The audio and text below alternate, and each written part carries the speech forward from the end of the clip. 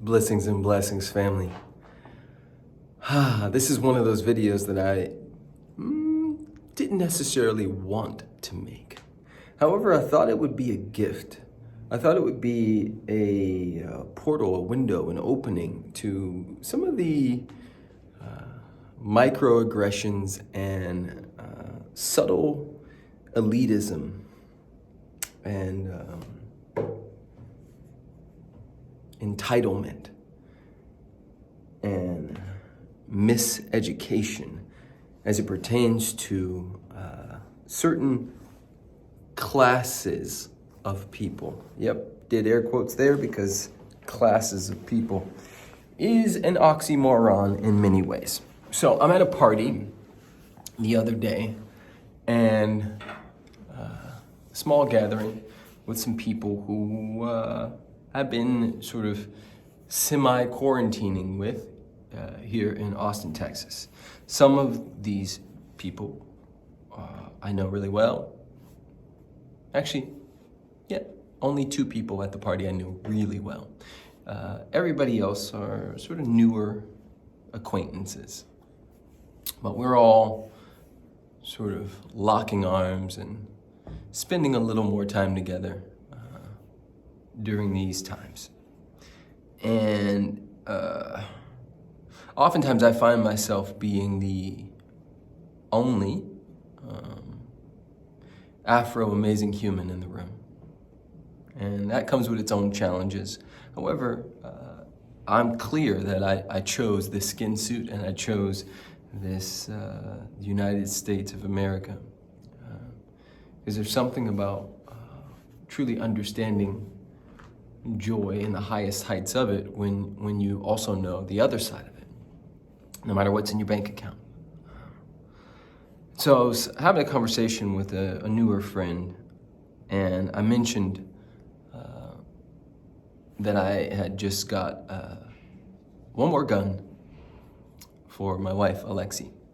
And I mentioned that it had an extended clip.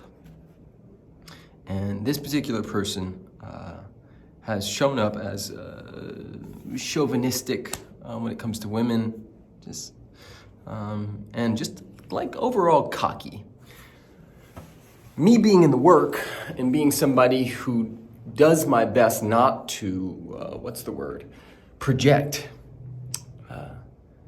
I kept like pretending like that wasn't happening and sort of reclaiming my energy. And so I'm sitting with this gentleman and I share that I got this particular gun with the extended clip. And he says, "Oh, don't ever say clip again, that's ghetto. I mean, you're coachable, so just don't ever say that again because it's ghetto." And it was like, I don't know if you've ever been with somebody who's looking down on you, but it was one of those moments. And I sort of looked around the room and had a moment where I was like, okay, this is when I could go off the deep end, or I can pick my battles. And I can just listen and watch and notice. And I said, oh, well, I don't mind saying clip. He said, yeah, don't ever say that in the gun world. You'll be made fun of. You're coachable, so just don't say it. It's super ghetto. And this is not the first time. I've heard things of this nature many, many times. And oftentimes the people who are proclaiming and operating from this sort of elitist conversation also listen to rap music and love appropriating the culture. But when it comes to certain things, it's looked down upon. And so I just want to talk about A, the definition of the ghetto, and B, and who's there, like who's really there, and B, like how you can potentially see where you may be viewing a minority. That means if there's 100 people in the room, the least amount of people in there, I know you guys know what minority is, but I just want you to really understand, like, almost everywhere I go in the United States of America, I am the minority. And I want you to also just sort of lock in on what you think that would feel like from people who are miseducated and have hate in their hearts and listen to specific news channels and things of that nature that have them having a certain conversation about people who look like me. I want you to just like imagine what that would feel like daily. Like any store you walk into, anything you do, like just like that energy pointed at you. So the definition of the ghetto, it's a part of a city which members of a minority group live, especially as a result of social, legal, and economic pressure. So the ghetto is a result of social, legal, and economic pressure. Ghettos are often known for being more impoverished than other areas of the city. And so we can have a conversation about chicken or egg. We can have a conversation about how these people got to the ghetto and all of these things. But I just want to talk about who's there, because my family grew up in the ghetto. I still have many friends who live in the ghetto, AKA a neighborhood in houses. And the overwhelming majority of the people who live in those houses have deep integrity, operate from their power, are loving, hugely loving beings. They know their neighbors and they love thy neighbors as thyself. Now, can you say the same about your neighborhood? So as we project onto the grandmother that's lived in that house for 70 years, as we project onto the hard-working Mexican family that has 14 people living in one house, working at a car wash and everywhere else he possibly can to make sure there's food on the table while also sending money back to Mexico. While we do that projecting, can you say the same?